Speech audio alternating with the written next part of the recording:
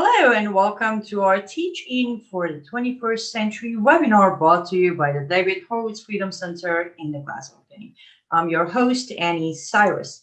Please use the Q&A box on your screen if you're joining us via Zoom. If via Facebook, go ahead and use the comment section. If you have any questions, and I promise we will get to answer them as soon as our very special guest presentation is over. With that being said, it is always my honor to introduce our speaker this evening, Dr. Charles Jacob. He's the president of Americans for Peace and Tolerance. He has been named by the Forward as one of America's top 50 Jewish leaders, but I think he is the top one. Hello, Charles. Hi, Andy. Thank you so much. I have to say, David Horowitz is an American treasure. He's a hero to so many of us. He happens to be a friend of mine, and I'm so proud of that. Absolutely.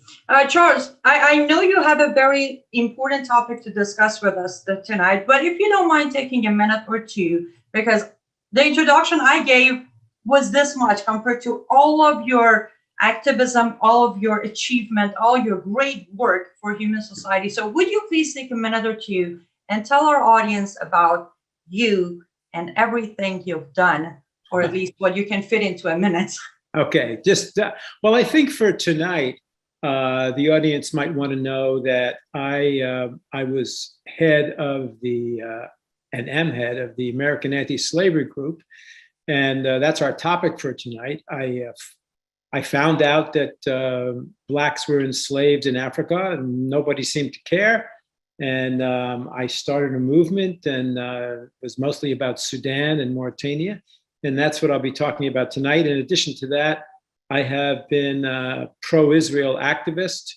I head, as you noted, the Americans for Peace and Tolerance, and we fight ideological enemies of America and American Jews.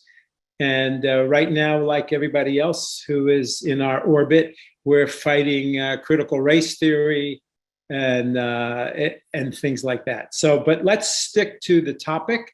I have to tell you, Annie, there have been some new developments in the anti-slavery movement since we last spoke, and I'll get to them later. But if I can begin, I first want to make some preliminary remarks about the practice of slavery.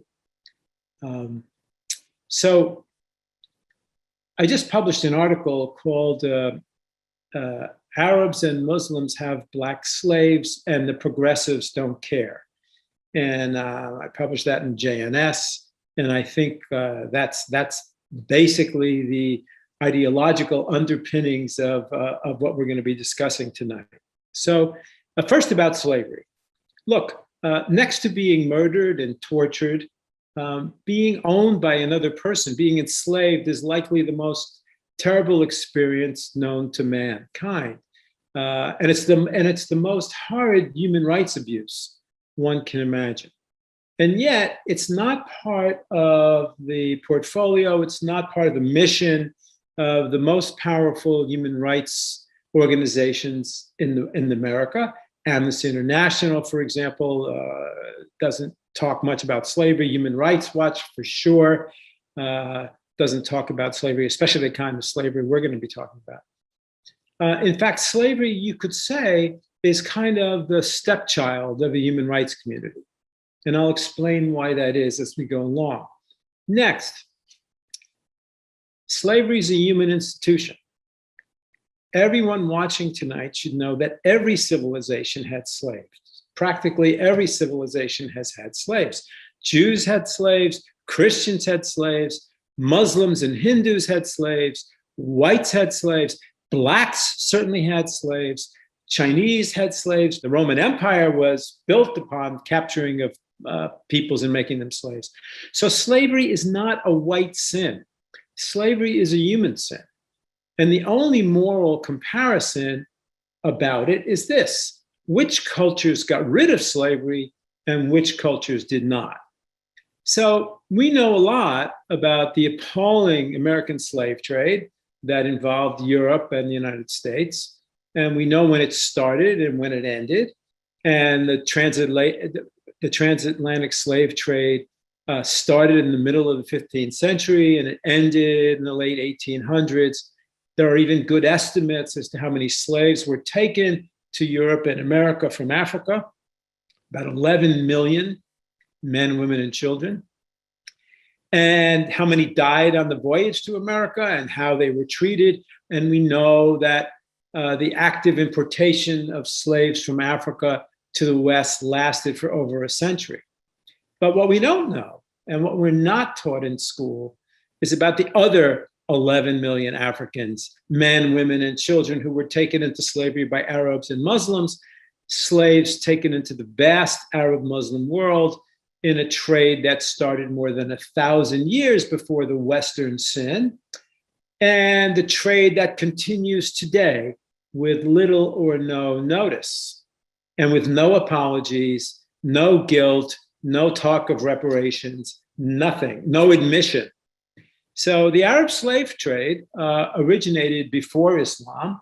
Arab traders took Africans across the Sahara and the Indian Ocean from places like present-day Kenya, Tanzania, Mozambique, Ethiopia, Eritrea, and elsewhere in East Africa, and they brought them to what is now Iraq, Iran, Kuwait, Somalia, Turkey, and other parts of the Middle East and South Asia, mainly Pakistan and India.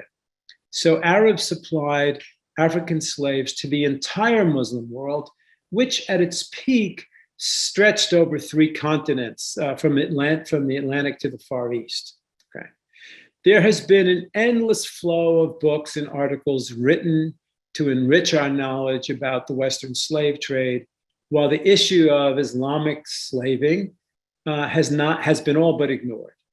The best book I know on this is Murray Gordon's The Arab Slave Trade. Why is it ignored? I'm going to suggest several reasons why it's ignored, and then we'll talk about where it is today. So there's all kinds of reasons. There's guilt, narcissism, politics, fear. So guilt. Westerners do have a bad conscience and should have a bad conscience about our own slavery, our own enslavement of Black people. And so some Westerners ask, do we have the moral standing because we did that to criticize others? And I would say we do, but many say we don't. Then there is narcissism. The human rights community is self-centered. It cares about improving our own souls or criticizing our own behavior. We care more about that than emancipating slaves that are owned by other people. Other people's sins are not our business. Our business is to cure our sins, even if that means abandoning those abused by non-Westerners. And Annie, you of all people have learned this the hard way, as when Western feminists, right, turn away from women abused in the Muslim world. Then there's politics. You know, today the left embraces Muslim populations here as victims of Western racism. And so they're the allies of the left. And so why would the left taint their allies with talk about jihad slaves? I mean, imagine Black Lives Matter, you know, rallies all of the people on the left, the Latinos, the women, the gays, the transgenders, and the Muslims. Well, that would be a little bit hard if people knew that those very Muslims that are coming to support Black Lives Matter haven't said a damn word about freeing Black slaves today from Muslim masters. It's a little tricky. So, and then fourthly, there's fear. You know, there's the fear of being smeared as Islamophobic, as you and I and everybody who speaks the truth will be smeared, because it's not about racism against Arabs. It's about a war of ideas. Okay. One might have hoped that there would have been abolitionists in the Arab world who would have written about the Arab Islamic slave trade. But unlike in the West, there is no moral opprobrium in the Islamic world attached to the enslavement of people, since it's sanctioned in the Quran. And the Quran, many say, is unchangeable forever. So how could there be guilt about something that is sanctioned by Allah in the minds of probably most of the Muslim population? Slavery was an integral part of Arab society, and there's simply no guilt about this there. And to the extent that the Arab nations abolished slavery, it was due to Western pressure, not to an internal cultural rethinking or guilt or a broader vision of what is humanity. And that's why it still endures, and it endures. So now I need to tell you a little bit about my own fight against jihad slavery that began in the 1990s, when I found that you could buy and sell Black people in Sudan and Mauritania for about $40. And I was shocked. I was a human rights person. I was a civil rights person. I marched with Blacks. I went to the Martin Luther King I Have a Dream speech march, the Million Man March. And when I found that today on our watch, you could buy and sell Black people in Africa and nobody cared about it, I was shocked and confused, and I have to say angry, and I got determined. I read about it in The Economist magazine. It was a short little article. I mean, why was it a short little article when to me it was like glaring headlines about the Black trade, the trade in Black flesh in North Africa. So I was a good activist. I fought against I marched against apartheid in South Africa. Apartheid's really, really terrible, but slavery is maybe 100 times worse. And yet nobody was marching in the streets. Nobody was having anti-slavery conferences. Nobody was boycotting Sudan and Mauritania. There was no BDS against Blacks being made slaves by these people. So I thought hard and long about how to change that. And one of the first things I did was I searched for and I found the diaspora populations of Sudan and Mauritania in America, in New York City. And I met them and I asked them, tell me about the slavery. And the Sudanese told me, look, there's a war in Sudan. There is a holy war. We didn't know what jihad was back in the 1990s. There was a religious war against Black Christians, and they've killed more than 2 million of us. And yes, they take slaves.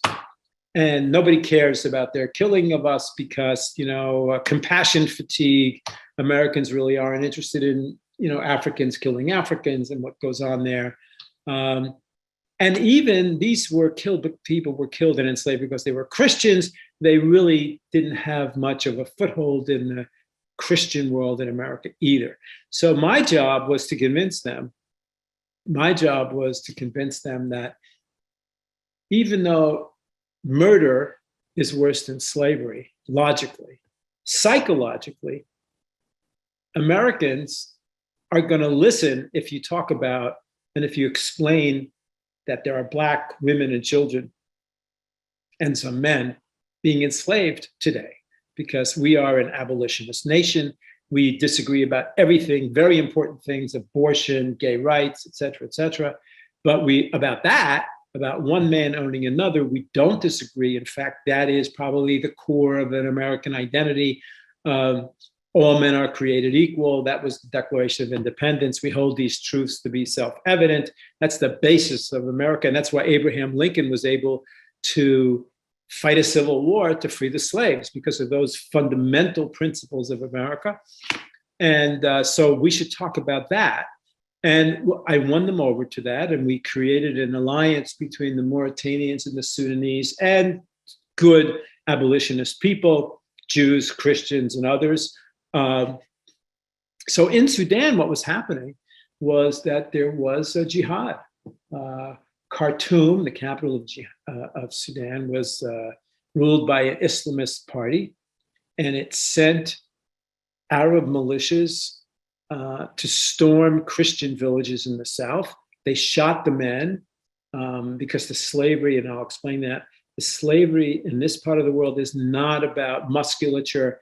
It's not about picking cotton or tobacco. It's not about plantations. It's about conquest and concubinage. It's about spreading the babies of the jihad makers throughout the world through the womb of the captive women. That's what it's about. So they shot most of the men. Over 2 million had been killed. The Christians actually in America who were picking this up came to call it, this was the silent Holocaust. Nobody cared. 2 million people were killed. So I was able to put them together.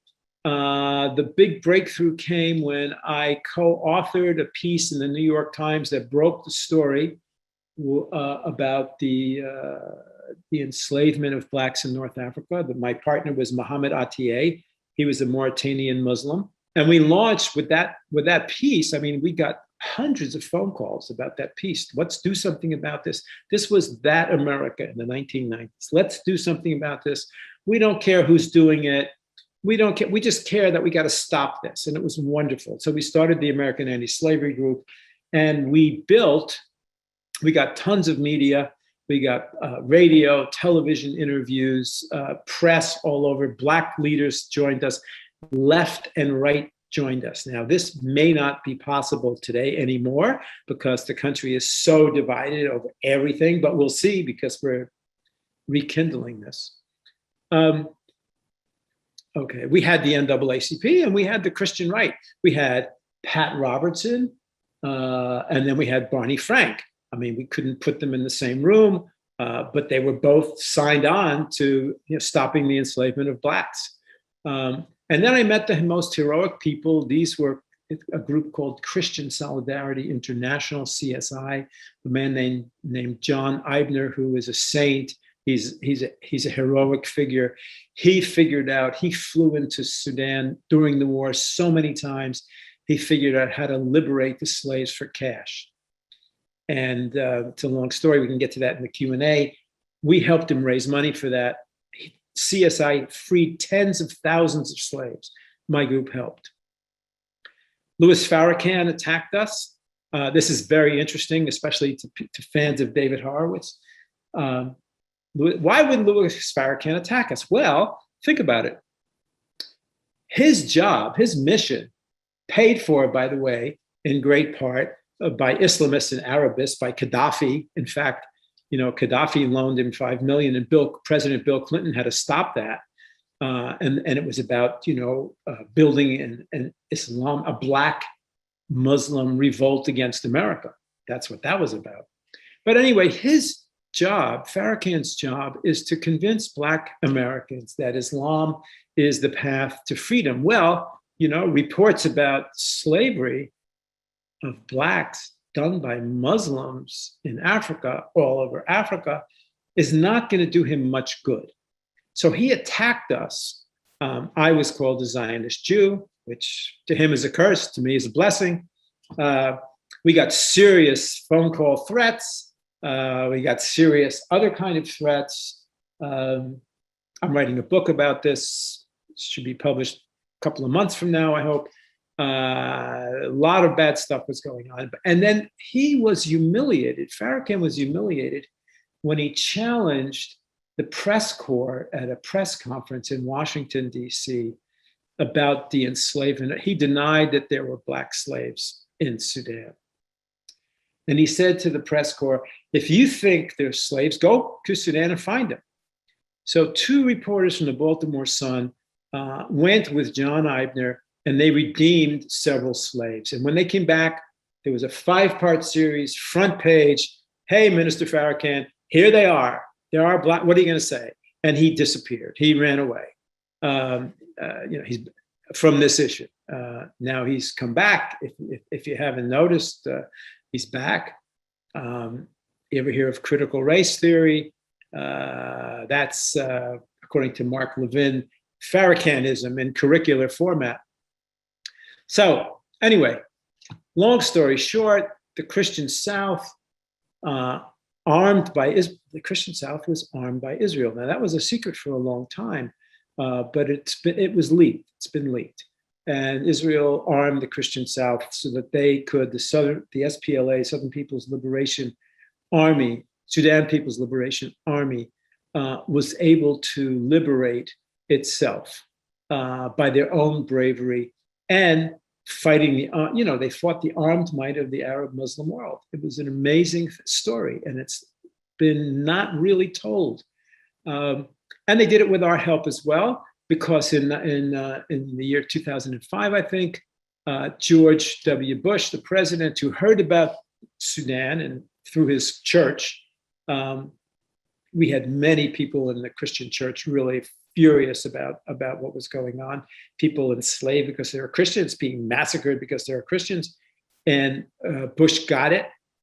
He forced the North to accept a plebiscite, a vote by the South about whether they wanted to stay as part of Sudan or whether they wanted to divide. So guess what? 99.999% voted to leave. So South Sudan became the world's newest nation because of, in some significant part, I have to say, the anti-slavery movement, the anti-slavery campaign. And when I met the first president of South Sudan, Salva Kiir, I showed him the New York Times article that broke the story that launched the anti-slavery movement and sparked, I believe, the birth of his country. So now back to today. Today is a different world. America is a different place. It's much harder to get people to combine left versus right about any principle at all, maybe even about the enslavement of blacks if it's not done by white people, okay? So today there are, I'm going to say, the most scandalous, politically incorrect sentence imaginable. Ready? Okay. Today, there are 5 countries in Africa where blacks are owned as chattel slaves by Arabs and Muslims. I said it. It's true. It's true in Algeria, Libya, Mauritania, Nigeria, and still Sudan. So let me just go through a couple of these, and then we'll get to what we're doing now. So in Mauritania, CNN estimated that between 350,000 and 700,000 blacks are owned by Arab Berbers as slaves in that country. That's between 10 and 20% of the population.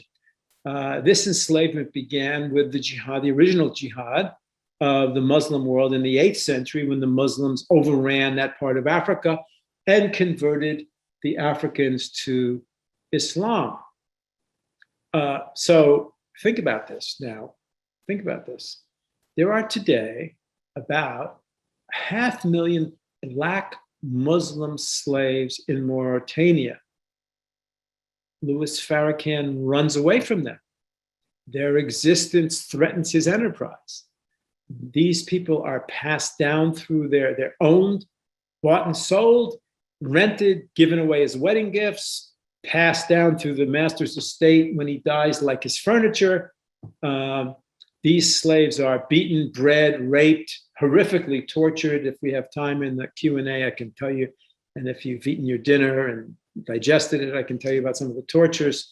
Nobody cares. Nobody cares. 500,000 people, maybe more, enslaved because they're blacks, And the human rights community, the giants, they run away from it. They run away from it because it doesn't fit with their narrative that it's white people and the West that's really the sinners, right? Okay, and in Sudan, even after the jihad attacks stopped against the Black Christian South, they ended in 2005, and Sudan became independent in 2011. There's still slavery because during the war, tens of thousands were taken, and there's still, it's estimated about 35,000 remaining. And CSI, John Eibner and CSI are back at it again. People should go look up CSI and help them. They're back at it again, redeeming those slaves. Okay. Now in Nigeria, I mean, everybody remembers, I think, Michelle Obama's hashtag Bring Back Our Girls. And that was when, just like in Sudan before, Muslim jihadists, these are Boko Haram, these are Fulanis, have a war against the Christians. And it results in the use of slavery as a weapon of terror. And when in 2014, when Boko Haram kidnapped almost 300 Christian girls from a school in Chibok, Michelle Obama was moved to launch her famous hashtag Bring Back Our Girls. That lasted a minute and a half. I don't know why she dropped it. I have my suspicions. It was too politically incorrect. It was Muslims doing this to Christians, to Christian blacks. Wow. So anyway, today, many of those girls were released, but still many are owned as sex slaves by their terror masters. They're married off if they can do it.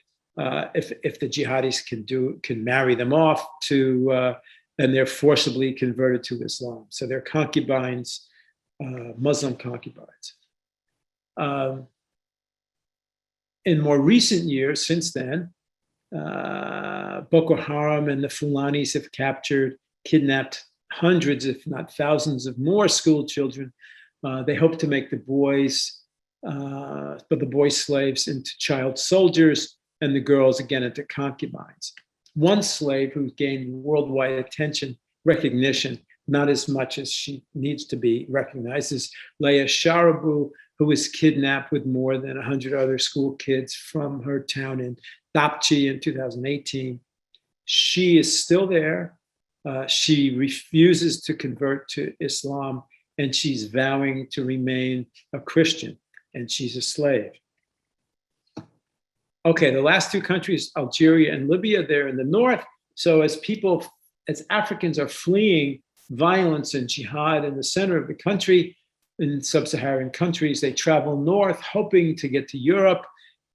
As they pass through Algeria and Libya, they're captured, they're bought and sold. CNN in 2017 did a story about an auction, and CNN has a video of this, of two black men auctioned off by Arabs in Libya, sold for $400 each.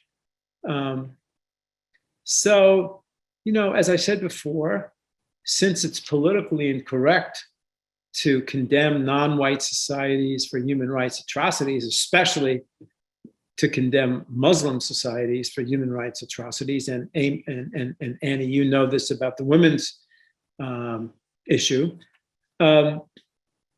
these crimes just go unnoticed by the people who most could do most about them. I mean, imagine if Amnesty International really wanted to free the slaves. I mean, they could march in Wall Street, close down Wall Street, free the slave. They could do a BDS. They could do anything. Ben and Jerry's could say, we're not selling ice cream to anybody who's ignoring the enslavement of blacks today, but they won't.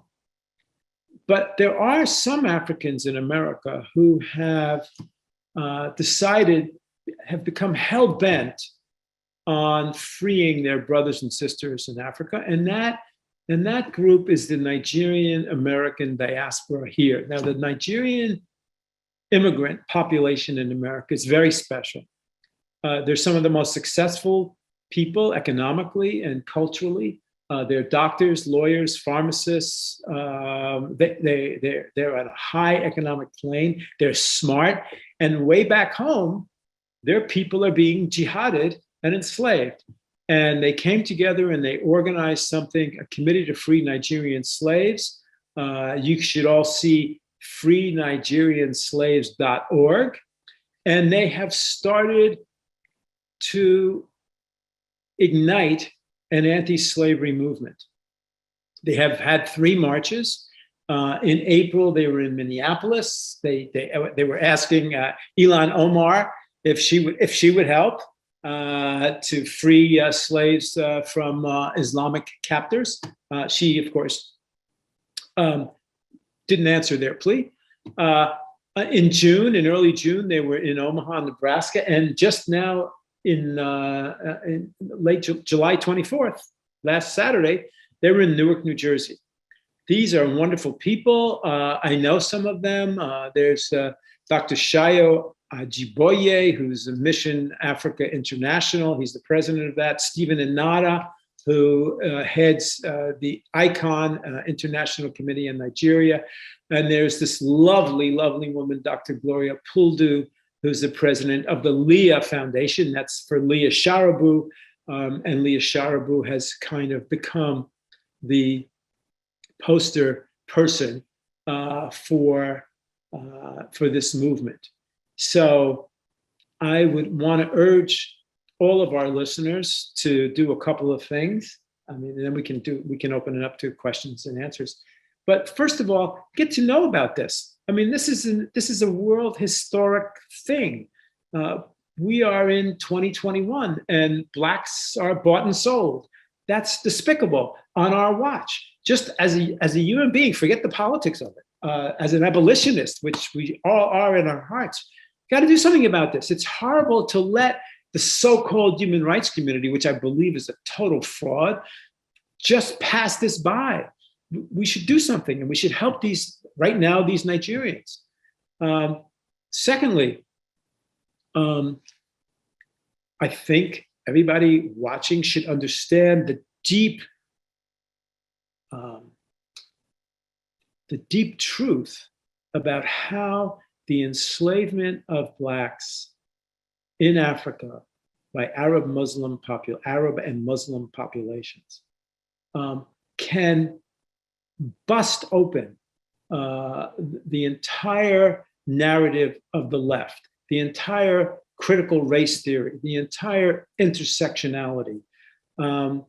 It's only because they're able to ignore these serious ongoing sins committed today that the left can focus on American sin, Western sin. That can be switched. That we with this movement that is holy, that can and should use American power to do what Americans have always done, which is to free the slaves. And so I think with that, I'll leave it, and I think we should open it up to questions. Charles, I want to ask you something that is a little more general than just Black slavery. Here's a question. You mentioned something like when you spoke to the Nigerian people, they said, well, Americans aren't interested because we're in Nigeria, and then the Christianity wasn't much of a player either. So I'm going to ask you this. What does it take for Americans to actually care, not just about Nigeria? Every day, Israelis are being killed by Palestinians. No one cares. Every day, Iranians are being killed by the regime. Yes. No one cares. Every day, girls and women are being sex enslaved under different Islamic laws and regulations in countries. What does it take for Americans to say, if this is beyond our border, outside of our country, one way or another, we should care because we can do a lot about it? Okay, we are in an ideological war, okay? Doesn't have to be outside of our country. There are more Blacks killed by other Blacks in democratic cities in Chicago than any policeman, than any number of policemen who killed Black, any number of white policemen who killed Blacks. So it's not that it's in another country. It's that America has been hypnotized by the left into feeling terrible about our past sins, and America feels like it doesn't deserve its prosperity because it has gained this prosperity by exploiting it. I mean, the left has won up to now, is winning, hasn't won, the game's not over, we're still playing, is winning this ideological battle which pits Americans against each other instead of getting Americans together to fight the evils that do exist. And the bigger evil right now is what's, as you said, Christians used to be 20% of the Middle East during World War I, and now they're 3, 4, 5, maybe 4% of the Middle East because of a jihad against Christianity. And America doesn't care about that. So we have lost an ideological battle that we now have to win. And the David Horowitz Freedom Center is at the forefront of this battle. And all of us need to get that. Now, Jews are beginning to wake up. one of my projects is about failed Jewish leadership, and all of those left-wing Jewish so-called leaders who led us down this path where now Jews are beaten up in the streets of New York and Toronto and Los Angeles by the very people that our Jewish leaders promised us would be our allies, right? So the Jews are waking up to this. I don't know what to say about the feminists. Oh my God. I mean, how can they, how can American feminists look at themselves in the face? I don't know. It's despicable. You could say the same thing about the gays who are linking arms with the Muslims on campus, right? So here you have a population, the American progressives and the gays, for whom nipple rings and gendered fluidity and bralessness and intersexuality of all kinds of sorts is like all cool, but that they would be thrown off roofs in the Muslim countries, so those Muslim people that they're linking arms with on the campuses. This is just bizarre. And we have to not be afraid. We have to speak out against these things. And that we need to be brave and speak out and stop being afraid of being called Islamophobic, etc. So I agree 100%. But let me just put something in there. Even though technically only 4% of Middle East is Christian, I want everybody to know that the 4 is what they know of. The number of converts, underground churches who are no longer Muslims converted into Christianity is way bigger, estimated about 30%. So I just figured that would be a good. I want to add to that. Daniel Pipes just wrote about this. And he said there's a stunning reality that people don't realize because it is happening underground. Many Muslims are waking up. The one good thing about the internet is that Muslims can see what the rest of the world is like, and it's not so bad. Why should Fatima marry, be one of 4 wives to Muhammad when this is kind of crazy? So a lot of Muslims are waking up, and many of them, because they're religious people, aren't becoming atheists or secularists. Many are, but many are also becoming Christians. And this is something that hasn't hit the press yet because it's underground. You're absolutely right. Agreed. Okay, here we go. Questions are piling up. So, Charles, let's answer as many as we can. Okay. First question is from Barry. He is asking, what is involved in redeeming the slaves? Well, in Sudan, what happened was there's a north and a south, and at the borderline, the Arab tribesmen at the borderline of the south needed to use the grasslands of the southerners to graze their cattle. And they needed to be able to sell their wares in African markets. So there was a deal made. And John Eibner was in the forefront of making this deal. It was brilliant. It was like the Underground Railroad. They would pay these the Arabs would be allowed to come down, sell their wares, graze their cattle, if they would help the Southerners find their wives and sisters and brothers in the north. And so they would go up into the north, they would steal them or find them or pay for them with money that CSI and AASG supplied, and would bring them down. I don't know exactly how Eibner is doing it today. It can't be that way. It must be other ways, but people should go on his website and see and support them. Absolutely. I know you did mention that during Q&A, you will take some questions regarding the tortures and how the slaves are being treated. So I'll ask the question. Feel free to answer. If not, that's all right. Okay. Stephen is saying, I learned that the ancient Muslims, the slave traders, cut off the genitals of all the black male slaves. Of course, most of them died as of the result. Do you know if that still goes on? I don't know if that's still going on, but that was not meant to be torture. That was meant to provide eunuchs who would guard the harems of the Arab masters, because you don't want to have a guard guarding these beautiful women who might be sexually active with them. So you made sure that they couldn't be sexually active. So you cut off their testicles. And much of that happened in the desert. And so therefore much of that operation became infected and people died.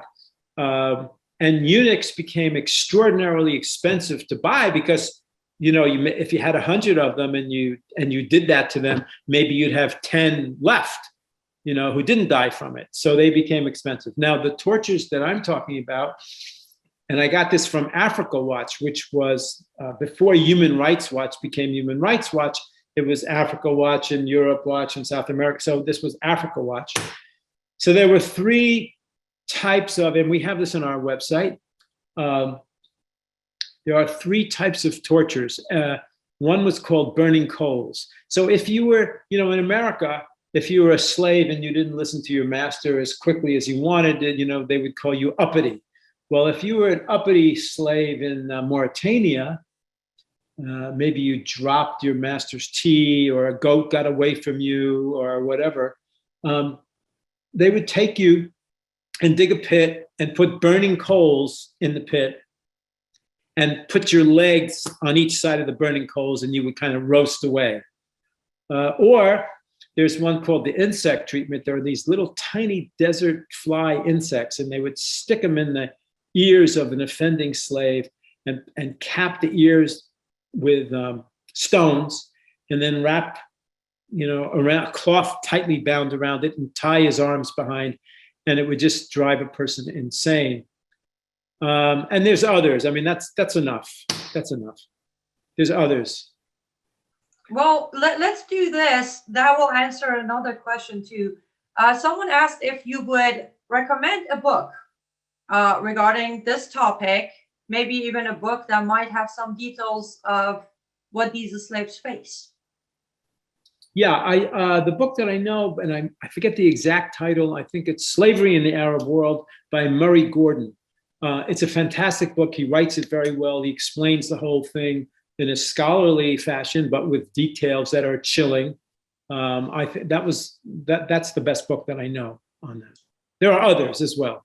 Yeah. I'll take your suggestion. I'll personally start reading. There's one other book. We worked with an escaped slave from Sudan named Francis Bach. Francis is a Dinka. Dinka tribesmen are people, if people here know basketball, Manute Bol was a Dinka. He's like 7'8", whatever. So the Dinka are beautiful people, very, very, very black, ebony black, and very tall and thin. And Francis was captured in a slave raid, and he escaped. And he came to the United States, and he worked with us, and we had him speaking on college campuses, and he still can. And he wrote a book, Francis Bach, B-O-K, at the time. Now he spells it B-U-K, but it's Francis B-O-K. I think it was called My Escape from Slavery. And it's an incredible book, so that people should read that. And that can be read by adults and teenagers too. It's really a good book. Here's the next question for you. I'm going to actually read one from Facebook since I promised. Oscar is asking, how much of this does the UN know and recognize of this? And how do they spin their atrocities? Well, they don't have to explain anything. They know it because there are UN reports about it. They just put it in the back of their files. I mean, the UN is another scam. I mean, imagine who's on the Human Rights Council. The Human Rights Council was full of tyrants, right? So why would they ever let the UN do anything decent about what their tyrannies are doing or what their friends' tyrannies are doing? So it's you can't rely on the UN ever, ever, ever. UN Watch is a great organization run by a friend, Hillel Neuer. And he's the one guy who stands up at the UN and tells the truth. And he's the bravest guy that you can imagine among all those terrible, terrible tyrants. So. Isn't that interesting that you started your answer with UN doesn't have to explain anything? Why? I mean, when did UN become? Because the Americans believe that even though the UN is kind of not as good as they want it to be, it's something. Well, it's actually nothing. It's against something. So it's one of these, it's delusional. It's the hope that all the nations could, if they would just gather around and have conversations and dialogues, since all cultures are the same, we would all come to know and love each other. And this is a great theory if you're 4 years old. Or if you just graduated from college. Or if you went to college and had had a humanities degree or something like that. Exactly. Yes. And they told you about the safest space and the safety pin, and your feelings are more important than facts. Right. Here's the next question from Sylvia. Can you speak about the Pope and the Church's response to the slavery? Well, I know that the popes have been in a quandary about what to do about their flock in the Muslim world, right? So they, once, I think the last Pope actually said something, and there were riots all over, and they're afraid, I think somewhat legitimately afraid, that if they ever spoke up, Christians would be slaughtered even more than they're slaughtered now. So that is a legitimate concern. On the other hand, I know that people in the region who are Christians have been yearning for the popes to open their mouths, and they won't do it. I mean, after all, Europe itself is now having more and more of an Islamic population that votes and that has power and that can have riots and that can kill people. And in Canada, what are they burning? A church a week now. The churches are just somehow being set afire. So it has to do with fear. And if you're in the fear business, you shouldn't be in the Pope business, it seems to me. If you're in the Pope business, you should be about principle and faith, and you should be above fear, I believe. But I'm not Catholic. Well, that's because you are a hero of our time, because you're brave enough to not let fear control your life. Few of our audience are asking if you could slowly say the name of the author and the book, both of them, one more time, please. One was Francis Bok. B-O-K. Okay. Francis Bok.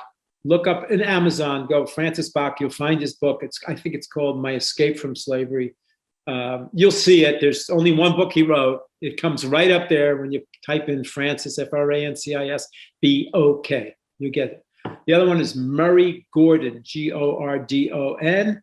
And I think it's called Slavery in the Arab World. But if it's not called that, you'll get that as well, because as soon as you type in his name and you see a book on slavery, that's the one. Okay. Perfect. Stephen is asking, we're saying, Charles, you are in Boston. How about we do a protest in Boston and use the Faneuil Hall? I hope I pronounced Faneuil Hall. Faneuil Hall and its history as a starting point. Well, we actually did that. That's a great idea. We actually did that in the 1990s. Me and a couple of former slaves from Mauritania, the Muslim slaves, Mokhtar Taib, I think his name was, and we did it, and we got great publicity. I would like to do it again, but we haven't yet. We could do it. We need to build up this Nigerian movement. That's what we need to do, because we need to have the Nigerians come there and be in the lead. One Jewish Zionist guy standing up in Faneuil Hall saying, there's slavery in the Muslim world is not going to be as effective. So wait till we'll get there. We'll get there. It's a good idea. Faneuil Hall is a perfect spot. That's why we did it there. Fantastic. Stephen, you may want to send an email to Charles, follow up that, Charles, where can people contact you? Easy. My email is Charles Jacobs, my name, with an S, 123@gmail.com. Couldn't be simpler. Charles Jacobs, 123@gmail.com. Write him an email. But honestly, because we're running out of time, also everybody who's watching us, if you have further questions, if you don't get to your questions, you can always send those questions to Charles. One of the reasons I always say, to me, he is the #1 Jewish leader is because he is involved. He's not just on camera. He's everywhere. He is foot on the ground, do the job. So reach out to him, get behind him in any shape or form you can. Here's the next question from Marie. Why don't the Black people in the world unite and fight back slavery in the Arab world? First, because they don't know it. because their leaders don't talk about it. Jesse Jackson himself is a Palestinianist. He's a friend of James Zogby. So he is as embarrassed about this as, and also many of the Black leaders, not all, have a stake in the idea that Blacks suffer from whites in America because they, that's that's lucrative. That idea, that's a lucrative idea. To go, but you think about it. We have Black pastors who really cared about this. I heard sermons by powerful Black pastors. Chuck Singleton was one in California, and he would say to his people, we have to use the power we have. We have holy power, the power that we shed our blood for freedom here. And we should not, we need to use that to free those that history left behind. So Black pastors could, thinking of other ones that I forgot, could do this. But the civil rights guys, the people who took over Martin Luther King's movement and took it the wrong way, they're anti-white because it's lucrative, and they don't, anti-Muslim isn't going to be so lucrative. I shouldn't say that. The freeing of Black slaves from Arabs and Muslims would be less lucrative. Okay, here's I think one of my very favorite questions of the evening. This came anonymous, so whomever sent it, thank you. Agreed that groups on the left don't care about this. What about the groups on the right? Are any of them speaking out or doing anything? Well, they did when I led the Sudan campaign. They did. Some did. Part of the right is isolationist. Part of the right doesn't want to have any American soldier anywhere outside of our borders. Part of the right, the right now is, I would say, very much concentrated on fighting the ideological war inside the borders of the United States.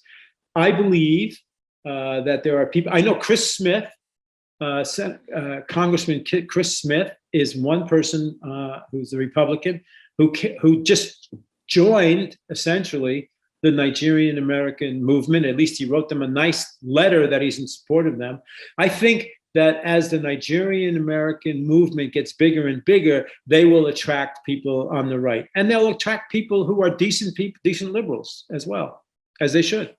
Very true, but then on the other hand, sadly and unfortunately, we had about more than 400 Congress members who signed endorsement for CARE, but I think it was too much for them to get involved with your project, right? Well, because that would put them on the other side. They would lose their liberal credentials, and that's more important to them than their responsibility to humanity. Okay, this is a question from actually two people, so I'm going to merge it into one, which is basically, why doesn't the Biden administration, or the other question says American government, ask the Arab world to pay reparations to American Blacks, because Muslim slave traders helped bring them to the west coast of Africa to be sold to the Europeans? Absolutely. Absolutely.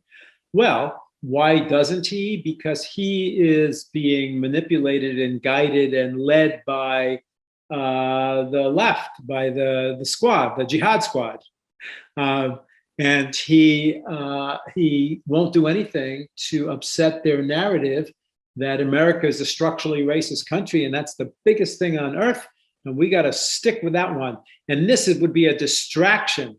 This would be a distraction from the real mission, which is to teach America, to have a reckoning in America about American racism. That's why.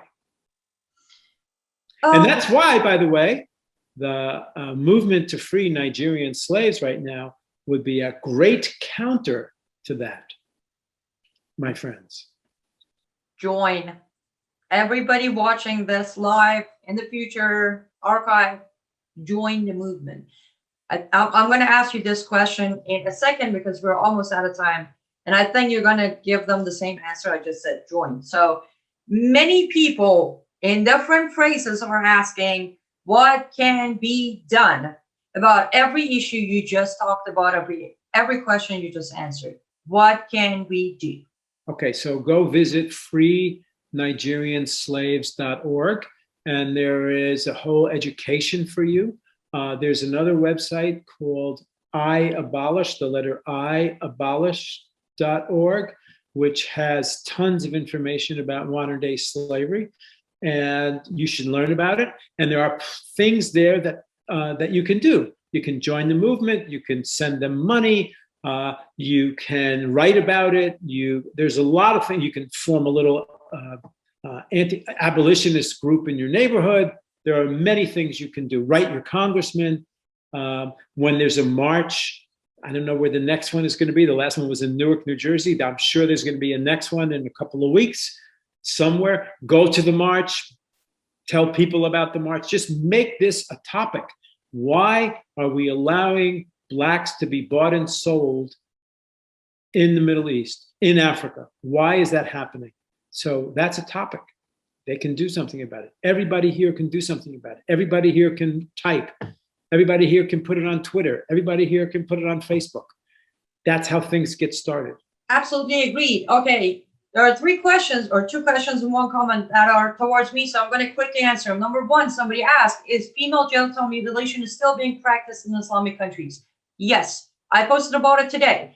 Based on report, a 13-year-old girl in Somalia just died going through female genital mutilation, and I actually put a call out to Representative Ilhan Omar, saying she's from Somalia, and I asked if she's going to have any kind of outrage about this 13-year-old Somalian girl dying going through process of female genital mutilation. Second popular question, is this live feed will be available? Yes, within 24 hours, you can watch this video on frontpagemag.com or Glazov Gang channel on YouTube.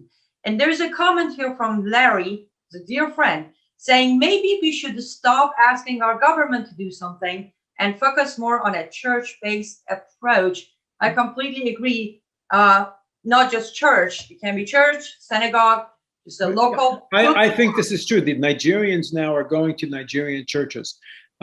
I would like to see a movement where Nigerian churches become the center point of demonstrations and protests.